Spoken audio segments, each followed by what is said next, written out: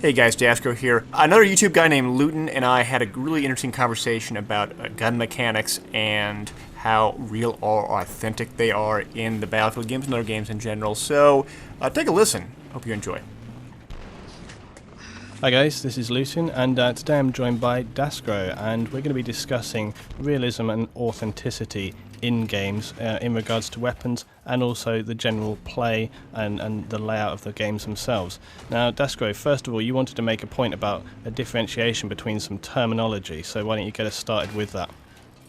Okay, well, again, my name is daskro. I do both Battlefield videos and I do gun comparison videos, and because of this, now when I say gun comparison videos, I'm not talking about taking a given gun in the game and just playing around with it and speaking in a monologue. Instead, I'm taking the gun in real life, the gun with actual ammunition at an actual shooting range, and shooting that gun and then comparing it between it and the guns that we see in Battlefield 3. And it gives me a bit of a perspective on how authentic or how realistic these guns are to in-game. Now, realism and authenticity, in my mind, are two different things. For instance, when we look at Battlefield 3 at the recoil system, we have this sort of exaggerated bullet spread as we fire continuous rounds and a amount of recoil, both horizontal and vertical, that is utilized to differentiate each of the guns. In real life, recoil doesn't work nearly the same as that. However, when we talk about recoil in real life, which is when that bullet is expended and goes forward through that barrel, that gun has a tremendous kickback, and you can feel that kickback.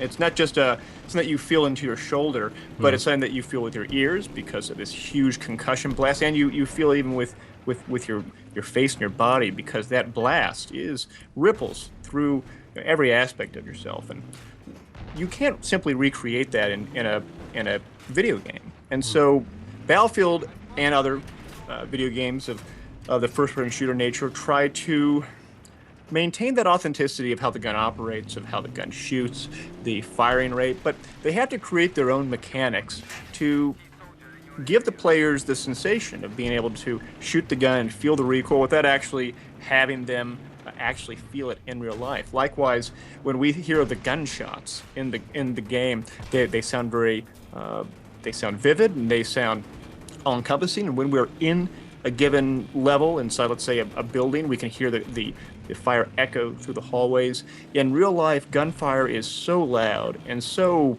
horrifying in terms of just the sheer force of it all that it's very hard to differentiate between one gun versus the other. There are some differences for those that do shoot quite often, but it's something that in the game you can't have a sound system that can do 100+ decibels and expect people to be able to experience that, or else they're going to blow their ears out and they're going to be liable for a bunch of damages. We don't want that. But they do try to emulate some of the sounds that do take place and try to create this immersive experience to give you the feel authenticity. And so authenticity really is trying to get as close as we can while still creating an enjoyable experience, while realism is almost every aspect that we can think of. So, and it would be silly to think that if we were to play in a game such as this and then our character gets shot, that we too get shot in real life. That would be quite absurd. But when we talk about realism, it's something that we have to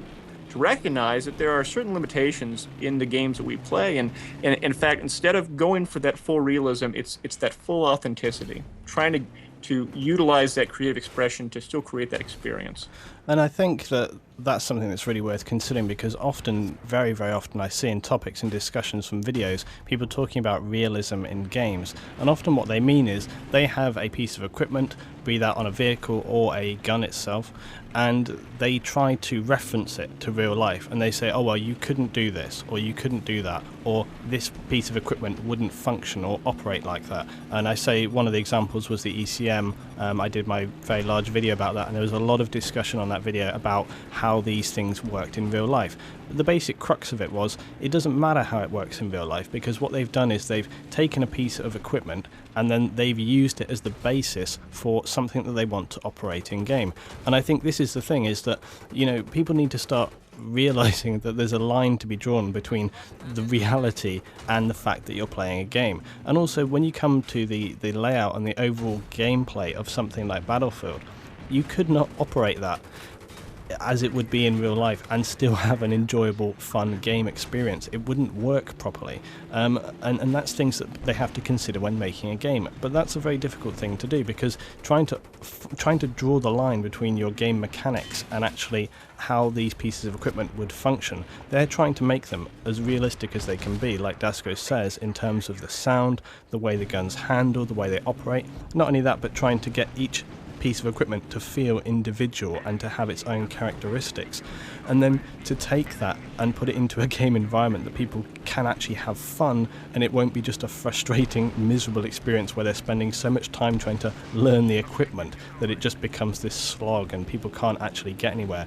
I think that's an interesting one. But the thing is, usually when people are discussing pieces of equipment, when it's wrong. But I'll tell you something else that's quite interesting, that they put so much time into designing and trying out these things, but then you get certain pieces of equipment, as we know, that just have very, very high characteristics compared to others. I'd be interested to hear what you think, daskro, about things like, for example, we've seen the USAS-12 in the past, the MAS, and the M16. Those are the three guns so far that I can think of that draw the most kind of criticism. What do you think of when it comes to guns like that, which seem to have these unusual characteristics? And does it just show that perhaps they don't really study these things as realistically as they could do, and they just kind of they take kind of almost the image and then go, right, now we're going to make it how we want? I think it's the answer is the latter of what you described, which is the fact of the matter is that a vast majority of the guns in a given class in real life are not that much different from each other. We're talking about various nuances in ergonomics, various nuances in rate of fire, most of their operating systems in terms of whether they're gas impingement or short stroke or long stroke gas piston or delayed blowback. They're all very similar in nature. And if we're to make an assumption that in this game we are this highly skilled warfighter, this top tier operator who can make these mag changes within a second or two, that can vault over fences and foliage and what have you.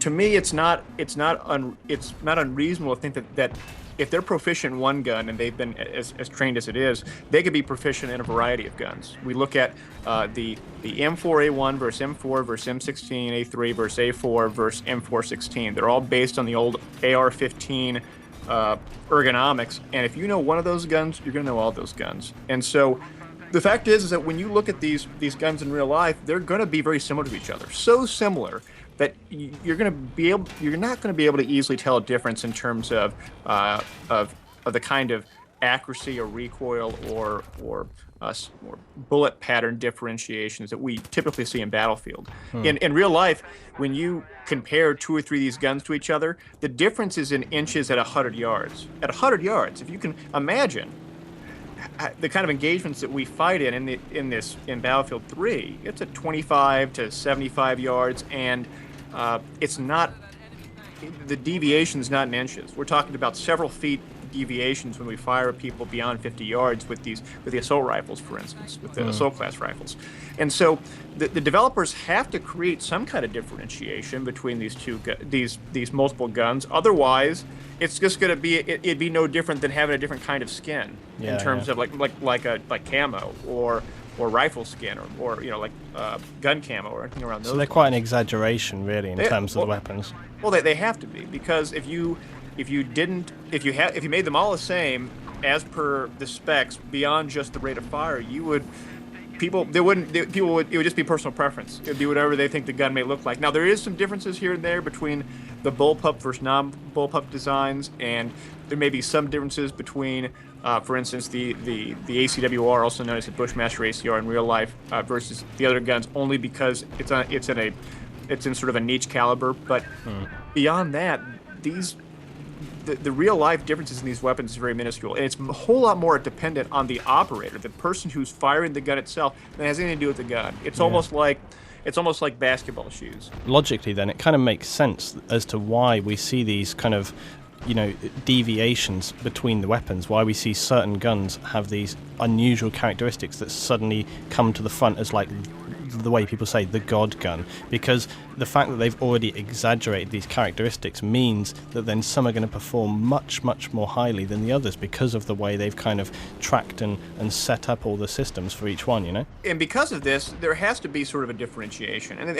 And while the guns are one side of the extreme, and then in real life there's not much difference, if we go to the other side of the extreme, where there actually is some huge differences, for instance, between the M1 Abrams and the T90 in real life, in that studies have shown that the T90, which in of itself is a T72 derivative, only can face the kind of armaments that the M1 Abrams has when it has Contact 5 explosive reactive armor. If it doesn't have that, its hull, despite the fact that it's very thick in nature, we're talking about several inches thickness of hardened reinforced steel here. Despite that, modern Sabo and modern heat shells are going to penetrate it.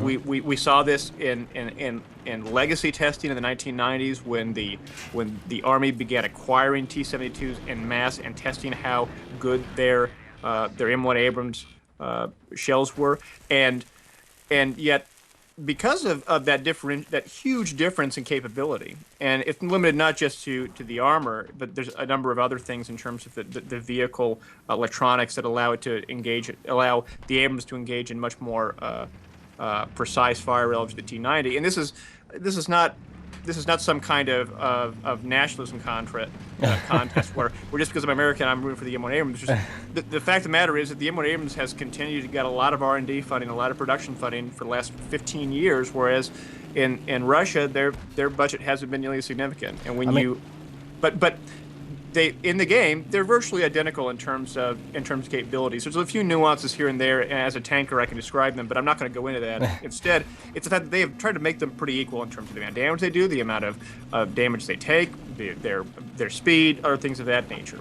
But when you think about the tank combat as well in Battlefield, it has to be, in general, one of the most unrealistic aspects of the game, I think, just because of the way you see people using the equipment, Oh, yes. I always try to keep my distance because the tanks themselves in-game, they still have a lot of power. You can really do damage to buildings, people emplaced in things, and other vehicles if you can hit those targets from range.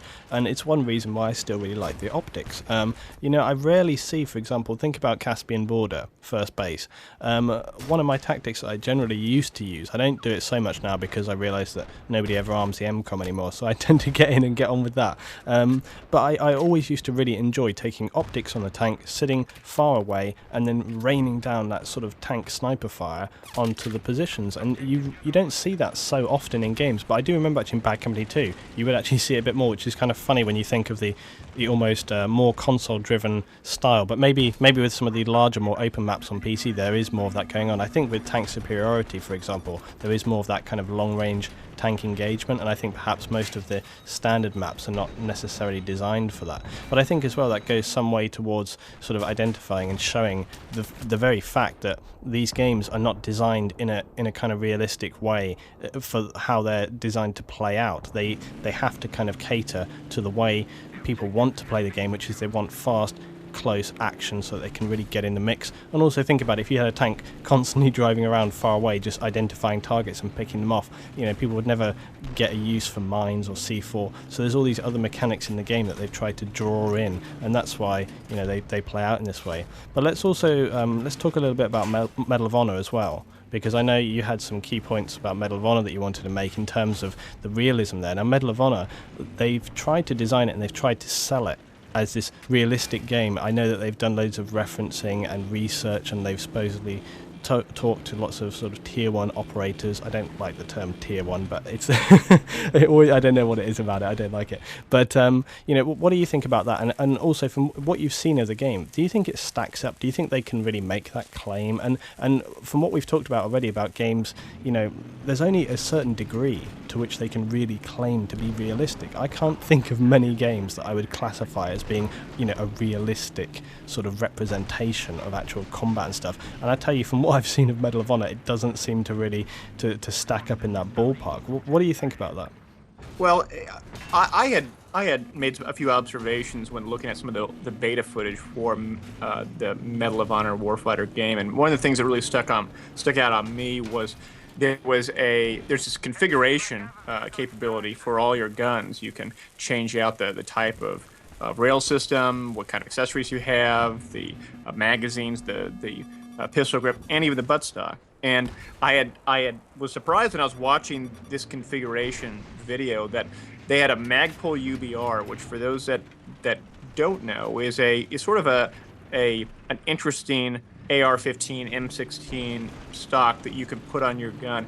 But to my surprise, they had completely botched the integration of it into the gun and game. It's almost as if they didn't understand how the Magpul UBR actually worked in real life, as in they had never actually had handled one or seen one actually installed, and they put it in a way that clearly would not be physically possible in real life. It'd almost be like looking at a car and having a set of rims on the car, but instead of the rims being attached to the axle of the car, they were sticking out 15 inches away from the axle. That wouldn't make any sense. It's not intuitive.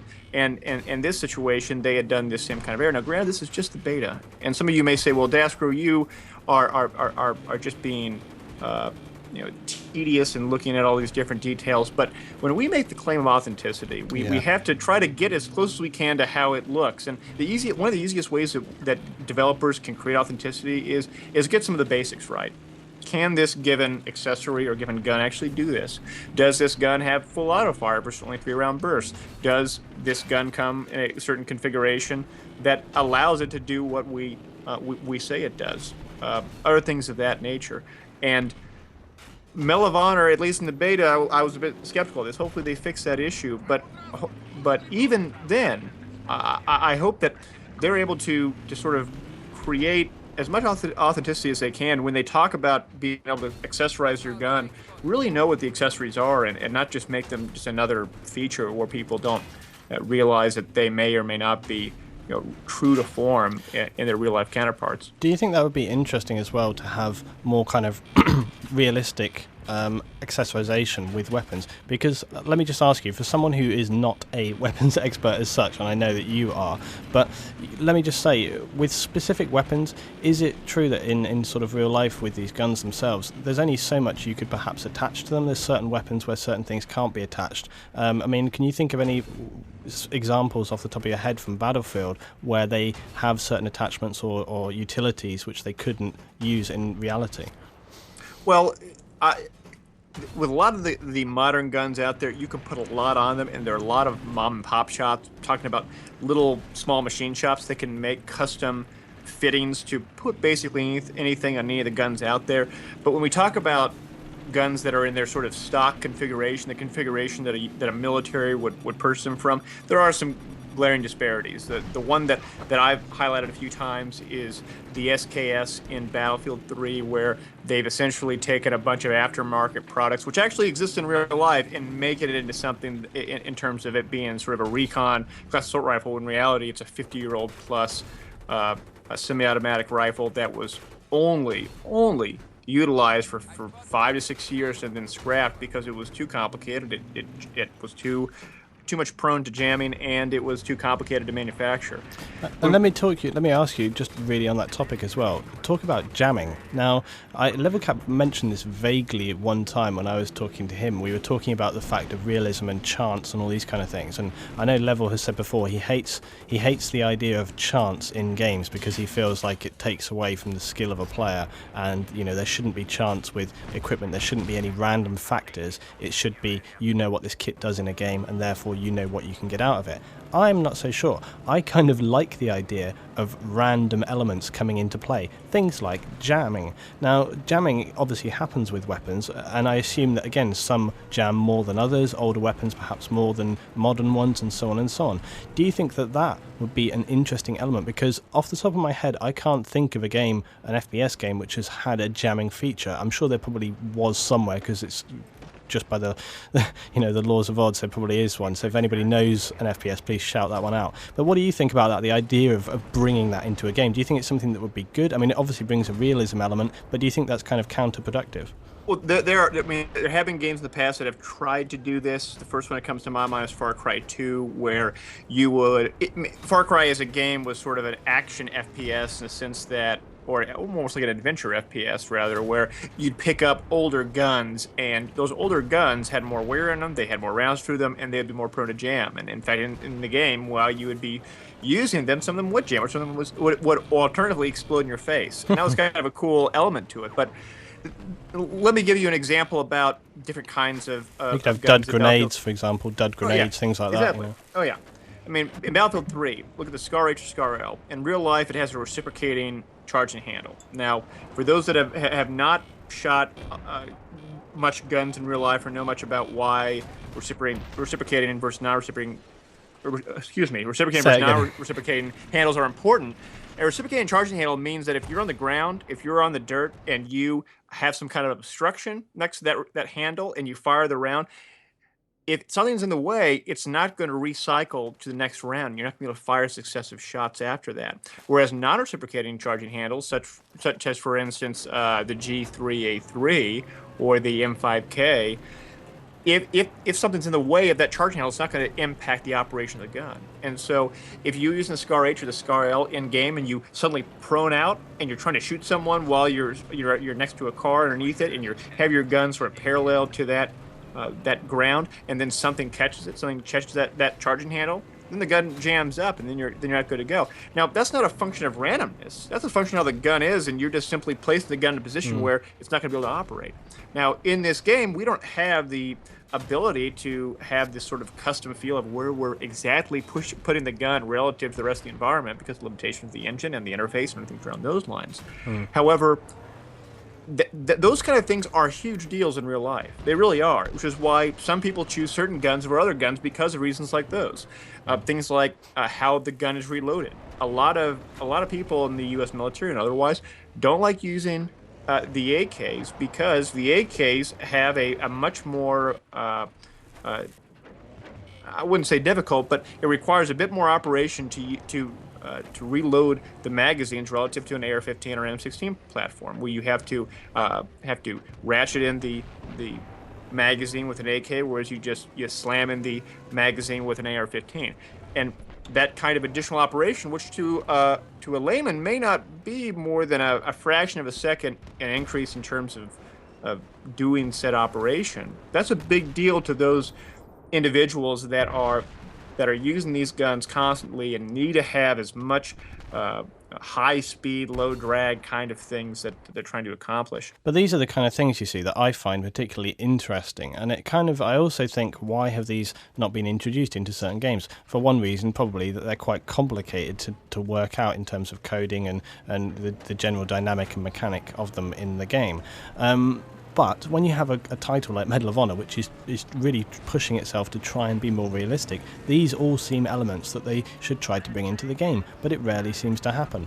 I actually really like the idea of weapons having more of these characteristics rather than statistical differences, because stats in weapons is something that I have never been a major fan of. I know some people really get into the stats and go, well, this has got 0.2 of a difference in damage and it reloads 0.3 milliseconds faster, and people love some of that crap because it gives them the ability to kind of go, well, my gun's better than yours, and just based on stats. It's one reason why I don't like it, because in game I always feel that the person using it, that has a much larger impact on the proficiency of the weapon than anything else.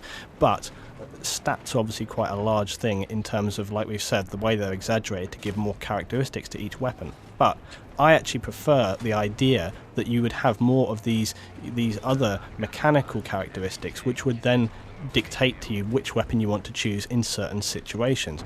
I like that idea. I mean, do you think that would be preferable out of those two choices? Which do you think would be more interesting in the game? Well, we have to take consideration that there's one aspect of this we haven't really talked about nearly as much, which is there is a assumption here when we play these games that all of these guns are going to be balanced within a given range of abilities, be it in terms of one has better reload than the other, one has better accuracy than the other, so on and so forth. But the reality of it is, when you compare a lot of these guns, there are some guns in this game that in real life are are distinctly inferior to other guns. The SKS is a 50-year-old gun that has absolutely no advantages compared to modern assault rifles chambered in intermediate calibers. Period. End of story. And there's probably some guys out there listening to this right now that have SKSs that think that they're great guns. They're fine guns, but there are better guns out there. It's no different than comparing cars. There are certain cars that were probably great at the time of when they came out, but compared to more modern cars, may not stand a chance to it. And if we go that route in terms of sort of extreme authenticity, where there are certain guns that are just easily better than others, then people are gonna be like, wow, why should I even bother with other certain guns? That's sort of the dichotomy we have to worry about. Is that we have all these guns, we want to have a fun experience in playing the game, but if they know coming off the bat that wow, I'm going to go directly to XYZ gun because it's clearly better in terms of accuracy or ergonomics or things around those lines, then it's great. But the counter argument to this is that in real life, the differences in some of these guns, especially the more modern assault and battle rifles out there, they're so nuanced in nature that the differences are really not going to be perceived within the given game, because the fact that you don't reload the rifle in game with any kind of arduous requirements. You push the R button, or you push the button for the on PS3 or Xbox. You just push one button. That's all you do. In real life, it's a series of muscle movements that are usually put into muscle memory, and it's executed based on the amount of experience you have and the amount of training you have. In this game, it's just to push the button. And so when we start thinking about it in those terms, and the fact that there are so many things that we are letting the game do instead of the person do, we have to sort of differentiate in other ways.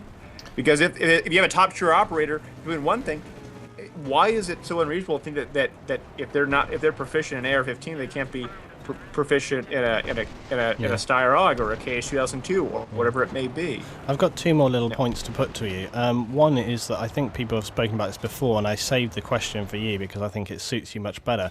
People have asked before about ammunition, basically, and having different ammunition in game, things like hollow point and extra armor piercing and stuff like that. Do you think that would be an interesting feature to bring into games like Battlefield? It seems to me that it would kind of suit quite well, but do you think it would be, again, maybe an overcomplication to bring into the game itself, or do you think that it would add another dimension and give people more choices when they're choosing their loadout for their character and their playstyle?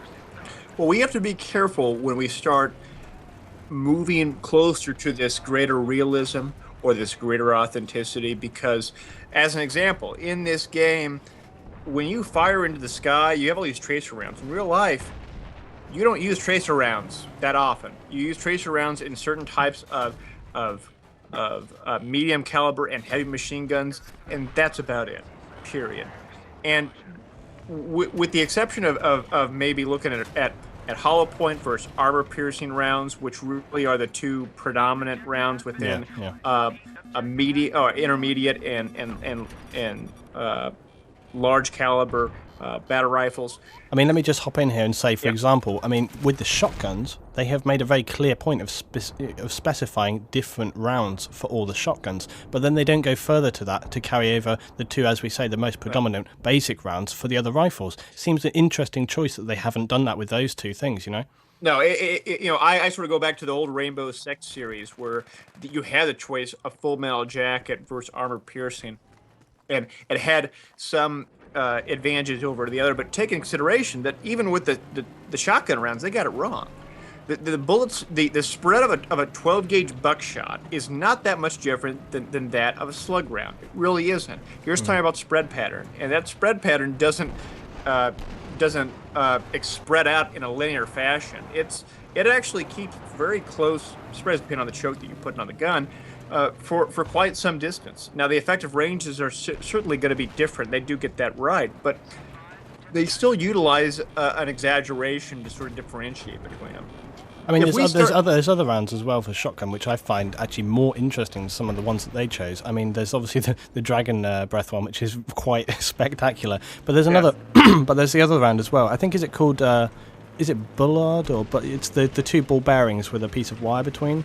Yes, it's very medieval in nature. Yeah, Basically. but again, that seems quite an interesting piece of kit to be using as well, and it's interesting that they didn't include that. It seems one that would definitely have its own characteristic in game, and that they could have included. When you look at the ballistic gelatin results for a lot of these rounds, they are not that much different. They still do a lot of damage, and the big differences are effective range, but that more generally goes into the issue of bullet damage.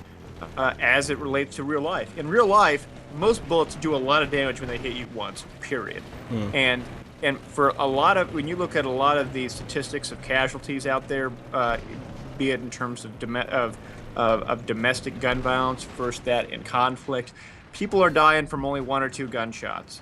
And I think a lot of people would certainly get frustrated very quickly if they got one-shotted and then they go down and then they're down and then or worse yet, I think of the Onion video. For those that haven't seen this, it's a video that the Onion newspaper did where the new Call of Duty game was you playing in Iraq where you're waiting for 6 months and then you randomly get shot in the face and I that's saw the end that. of the game. Yeah. But I mean, that's sort of the extreme of realism that we're talking about. Yeah, when you sure. start talking about looking at how the bullets actually impact the human body in real life, it's not pretty. It's not something that you can take a hit and you get over. Now, granted, you could say the counter argument: hey, these people are high tier operators who can take a hit. And so on and so forth, and that's fine. I mean, take consideration that we look at a lot of popular movies out there. I mean, I think of the recent movie that the U.S. Navy put out. What was that movie? It was the I'm blanking here. There's a certain category of individuals who within the U.S. military that are the highest of abilities that can take a few shots. And in this game, we are playing those characters. And so, sure, we can take a few shots and still be able to react and go from there. The movie was Act of Valor. Is that right? Act of Valor. Yeah, that's right. Yeah, yes. yeah. But bring us back to that point as well, though. But we didn't really resolve. Do you think that Hollow Point and Armor Piercing, for example, do you think they would have a role to play? Do you think they'd make the game more interesting? I think that if we had body armor in the game, similar to Counter-Strike, then it would make it more interesting. Because I like the idea of bringing that in. I mean, that's another thing. I think for some reason people have this real bias. They don't like things like... I tell you where it comes from. I think it comes from like for Call of Duty with Juggernaut. People have that in their head now that they hate this idea. I mean, basically that's what you would be talking about putting into the game, I suppose, in many ways, would be the old Call of Duty 4 Juggernaut and stopping power, because that's basically what you would be putting into the game. Is some people have, you know, the extra armor, some people have the ability to negate it. That's pretty much what you'd be putting in. But I think if you were going to do it, perhaps, I don't know, it's a tricky one, isn't it? Well, it's almost like, I mean, think of when you're in that UH-1 Venom in Battlefield 3. Well, look at your character. Your character itself has a ballistic helmet on. Yeah. And is firing that Gatling gun. Yeah. And actually, let me talk about that as well. Just you can tack this onto your point after you finish. Okay. But the guns on that, do you find that those guns are as effective as they would be perhaps in real life? Because often you can fire a hell of a lot of rounds out of that and hit your target, and it still sort of seems to survive quite well. Are they powerful enough to be representative? I mean, again, depending on the ammunition that they're using, it's incredibly variable. And I mean, they make depleted uranium ammunition for that caliber of a gun that they're shooting at it, which means that it would be incredibly effective against certain types of armored vehicles. And unlike in the game, if you as a person get shot by anything, regardless of whether it's a full metal jacket or hollow point or depleted uranium round, you're going to be in for a world of hurt. And when you look at the rate of fire of some of those Gatling guns and the chain guns, it is mind-boggling. And so it's not a question of you getting hit once; it's you getting hit a half dozen times. And so I am a bit discouraged that the amount of damage it does is so little. Sometimes with those rounds, I mean, that's what I mean. I think it's, you know, we obviously couldn't have a situation where, like you say, one round and you're down. I think that would be, you know, we have to remember that they're trying to balance it to make it an enjoyable game. But when you have a weapon like a Gatling gun, which it's horrific, but I think in reality they would cut a person in half. And I think it's crazy that when you're flying around in that helicopter in Battlefield, you can fire a load of guys on the ground, you get a ton of hit markers, and it does nothing to them. No. And, you know, yeah, go on. I've shot a Gatling gun a few times in real life. One of those, the same kind of gun that you see in Battlefield 3 on a Blackhawk. I've shot at a few events, and I'll tell you, the amount of ammo you go through is incredibly fast, and that's one of the other aspects of the game that you don't see. Now, let's say, for instance, that it was a one-shot kill, or was if you just almost like a laser, where you just sort of move over a given target, it just kills them instantly. That'd be fine and all, but then there's another consideration where you're going to run out of ammo after 2 or 3 seconds, and you're going to have to manually reload that chain gun. And I mean, how much would a person enjoy playing Battlefield 3 have if they have to spend 30 seconds at minimum, taking that machine gun belt, getting another ammo can, putting it into its little canister, and then do other things around those lines. Well, consider this: when you have like a light machine gun or something within Battlefield, they take quite a while to reload. You have to unlock it, click, put the whole thing back in, put the rounds, feed back in, lock it back down again. So it takes quite a while. I actually personally, just talking about that specific instance, I like the idea of the Venom miniguns being extremely powerful, but like you say, you get maybe 4 or 5 seconds of fire and then it's gone, and then they have to spend more time reloading. I'll tell you why, because how many games have you been in where people actually get kills with that thing? It's extremely difficult. Yeah, it's a bit disappointing. Yeah, and I have to say, I think I prefer that idea of the fact that when as long as you've got it in your sights and you unload that weapon, they're going down. It's almost like guaranteed. But then you can't just continually use it. You have to lock it. Think of, for example, as a balancing thing, the attack helicopter. Okay, the chain gun on the attack helicopter in Battlefield is extremely powerful. As soon as you have a target on the ground and you fire roughly at that target, it's going down. The Venom, on the other hand, it seems to be completely imbalanced in terms of its firepower for those weapons. Yes, and one other aspect to that is that when we think of maybe the M60, the M240, the M249, the support class, I like how they do have to go through this big amount of effort to reload the rifle. But another aspect to it is barrel changing. In real life, if you put several hundred rounds through a barrel within a very short period of time, that barrel is going to eventually melt, or at least get to a point where it is so unstable that your accuracy degrades so much that you have to change it out. If we look at back in Battlefield Bad Company 2, you had the MG3, which in of itself was a derivative of the MG42 that the Germans used in World War II. Yeah. One of the really cool things about that gun is it has a quick change barrel capability, which means you can put on a set of gloves and you can essentially do about 2 or 3 operations and eject the barrel that the gun's using and put in a new barrel, and then be in that fight again. That aspect of it is something we don't see in any games. It wasn't in Far Cry 2, it wasn't in the other games out there. But quick changing a barrel doesn't take that long. It only takes about a minute to a minute and 30 seconds. I've seen quick change barrels take place on machine gun shoots that I've attended in the past. I mean, this is is an interesting thing to bring in, and I say we need to sort of tie this one up. But just to maybe finish on thinking about this, it would be an interesting thing where you have weapons that are perhaps more effective but have more of these other issues. So people can't just run around the map opening fire at whatever they see. People have to really pick and choose their engagements. I mean, do you think that could create a realistic working game? When I say realistic, I mean a game which people could realistically play and still enjoy. I think if a developer took the time to think about the logistics of it, think about the dynamics of it, and work out how people would actually play that game out, I think you could build something which was more realistic but still kept the elements which would make it enjoyable for people to play. Do you think that would be possible as well? I think it can be. If you let the players know ahead of time what the restraints are. I had made a gun comparison video where I took an AK-74M in game and compared it to a full auto AK in real life. And one of the things that I edited out of the video was you could hear the owner of this full auto AK complaining to me. And what he says is, here's what he says. He says, "Hey, daskro, you've put 4 mags through it within a minute and a half. You need to slow down, or you're gonna melt the barrel." And and I took that out because I didn't want to be embarrassed. But the reason why I bring this up is because if you as a player put 4 mags through an AK-74, it actually would deteriorate the barrel to the point where it may create reliability issues or create certainly accuracy issues. And if players knew that they can't just spray and pray, and certainly right now with suppression, the way it's enabled, it encourages just throwing massive amounts of lead at the enemy to get that suppression on them.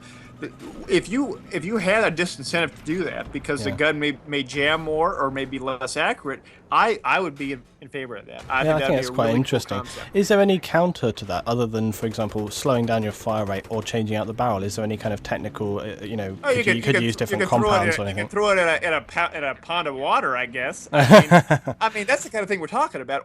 But alternatively, there are certain barrels that can take much higher. Yeah. That's what I was thinking of. And you see, that's why I was saying this is another element that people could, again, change out. If they're picking a class or their play style where they know they're going to be firing a lot, if, for example, their role is suppression, then maybe, they would choose to take a different style of barrel or something like that. I think, again, all of these things are kind of interesting. Okay, so I want to thank daskro for joining me on this video today. Great, yeah, I had a lot of fun, Luetin, and we'll do this again sometime.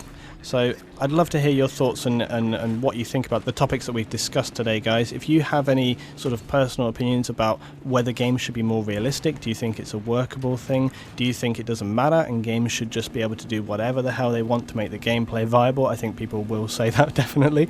But, does this kind of more tactical element appeal to you? Do you think that these guns should be balanced perhaps a little bit more realistically and people could, be more specific in their role in game? Love to hear the thoughts and feedback, guys. Thanks for watching this one. Please, as always, like, share, subscribe if you enjoyed it. I'll see you for some more Battlefield very soon.